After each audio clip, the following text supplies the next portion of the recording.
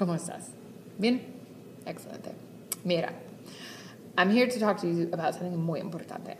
It's the pronouns. And not just the pronouns, but like what it means, how the table's organized. Because if you open any Spanish book, any Spanish website, 99% of the time, different verbs are going to be set up in this exact chart. So I'm going to explain to you what it means and hopefully help you understand it a little bit better. All right, so let's get started. The pronouns. This chart is set up in a specific way, okay? This side is going to be singular.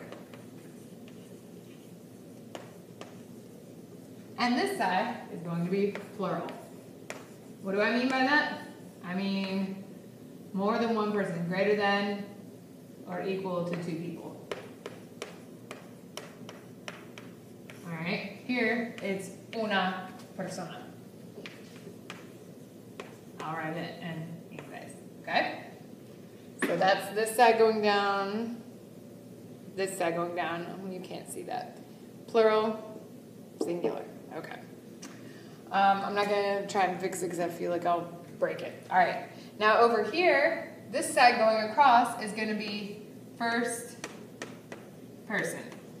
What does that mean? That means like you open a book of literature and when it's written in first person, it's like, I go to the store, I do this, I do that. Or we go to the store, we do this. Okay, I am involved. First person.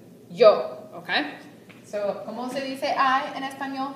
Yo. All right? So that's singular. I'm one person and it's me.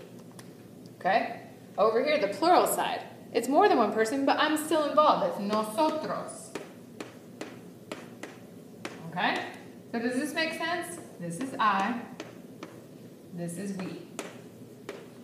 Now, nosotros can sometimes change. It could be nosotras. Why might you ask?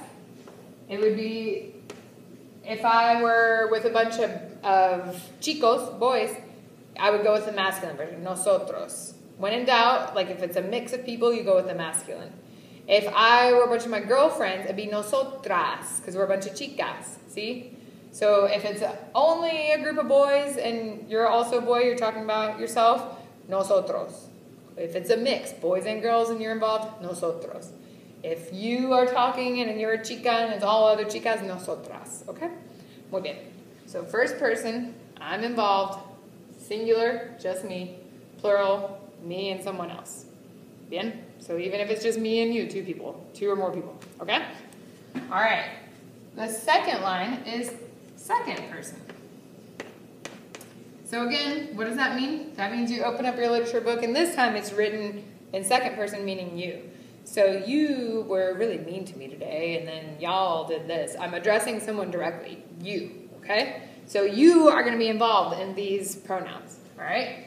So here it's tú, meaning you, and here it's vosotros, or vosotras, meaning y'all. And this is only used in Spain. All right, so let me break this down bit by bit. Tú means you. This is informal, okay? This is how you would address your peer, your dog, your best friend, whatever. Someone that you are familiar with. Informal, familiar, however you want to call it. You. Second person, singular. Second person, singular. Tú. Bien? Okay.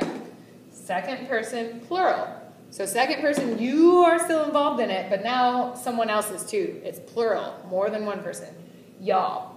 This one, vosotros, is very ancient. It's old Spain. Or, I'm sorry, old Spanish. From back when Spain, like, invented the language. Yeah? Vosotros, that's still where it's used. There's a derivative of vosotros that's used in some countries. It's vos. Whole nother story. I won't even get into that. But anyway. Vosotros means y'all, so it's second person, it's plural, so you and someone else.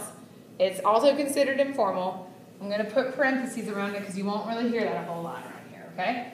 And again, same idea as up here. It could be vosotros, vosotras, depending. So if I'm addressing you and you're a chica and you're with other chicas, I would say vosotras. If I'm addressing you and you're a boy and you're with other chicas, it's a mix. I'm going to go with the masculine, vosotros. If I'm addressing you and you're a boy and you're with all boys, vosotros. Bien? All right. Now this is where it gets un poco complicado, ¿sí? This is third person. What does third person mean? Okay, again, we're in chapter 3 of this imaginary book we keep reading. And it's in third person, meaning someone else. I'm not involved, you're not involved, it's he or she or they. Third person. Okay? Bien? So third person, él, means he. Notice that there is an accent, okay? The word for the, one of the words for the in Spanish is él, but there's no accent, okay? So when we're talking about he, there is an accent on it. Él means he. Ella means she. And then usted, sometimes abbreviated as just you, the, usted, means you, but it's formal. I'm trying to squeeze all this in. Formal. Can you read that? Sorry. All right. This is technically second person. I'll talk about that in a second. Okay? So, él, he, ella, she, usted, you, formal. This is how you would address your priest, your teacher, your elder, sometimes your father. See, I have a friend that calls his dad sir. So depending on who it is that you address formally, you would address him as usted. More often than not, if you meet someone new in español, you're going to go with usted until you build a familiarity. Okay? Third person, someone else. One person, él, just he, just she, just you. Singular, okay? The plural side, we have ellos, which means they. Ellas, which means they. And then ustedes, which means y'all. Okay? So ellos means they. Notice that these are similar, yes? What's the difference? This is either a group of all boys or a group of boys and girls. Remember, when it's a mix, you go with the masculine. So ellos, they, ellos, third person, plural. More than one person over there. I'm not in it, you're not in it. Ellos. If it's a group of just chicas, it's ellas. So your best girlfriends are over there. That's ellas. Ellas son chicas. Okay? And then ustedes means y'all. So both of these mean y'all. But remember, this one's only used in Spain. This one is used everywhere else in the world. So this is what you're going to use more often than not. It's the more common one you're going to hear around here. Okay. Now, remember, I said this is set up first person, second person, third person. So why is usted and ustedes in here when technically those are second person, right? Because y'all, you are in it, and usted, you are in it. So that's second person. So, sorry, it's chalk. So why is this in the second, or I'm sorry, in the third person land? Good question, and I'll tell you. Okay, so back in the day when they invented Spanish, there were several ways to address people that were like, you know, back in those days it was like nobles and peasants and royalty.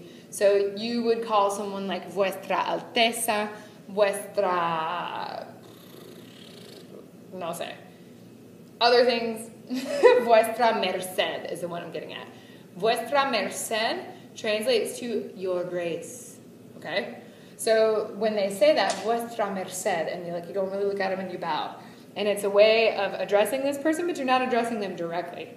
Over time, vuestra merced combined together to equal usted and ustedes. So technically in Spain, this is considered a more formal way of saying y'all, but this is what we use in the rest of the world. But anyway, so over time that mushed together to become usted. So that's why it's considered formal. That's why it's in the third person section. Because it's like, you, formal, I'm not really addressing you because you're way awesomer and nobler than I will ever be. Does that make sense? All right, if you have any questions, see me, but I'll step aside so you can get this copied down.